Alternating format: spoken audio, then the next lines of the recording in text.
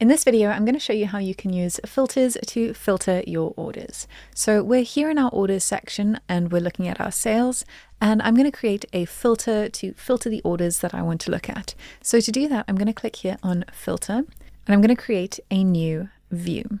From here, I'm going to add a filter. So I'm going to say that I want to view orders that have a specific value. And so I'm going to say I want to view orders that have a total value greater than $2,000. And then I'm going to go ahead and hit save. I could then go ahead and add more filters to this filter. So I could say orders that have a total value of greater than $2,000 and less than a certain amount. This will then give me windows that I can view my orders through, but I'm just going to leave it as greater than 2,000, hit save, and then I can view that filter. And you'll see then that these two orders have been filtered in. So I can see that I've got this order, which is a total of almost $4,000, and our massive order of $42,000. We can also create as many views as we want. So let's go ahead and create another view, and I'm going to call this flow product. And I'm going to go ahead, add a filter, and this time I'm going to look for my product type. There we go. And this one, I'm going to say orders that contain the flow product, and I'm going to hit save.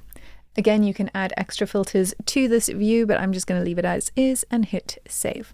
So now I can look at my flow product view and see how many orders have been placed for that product. Again, you can create as many as you want.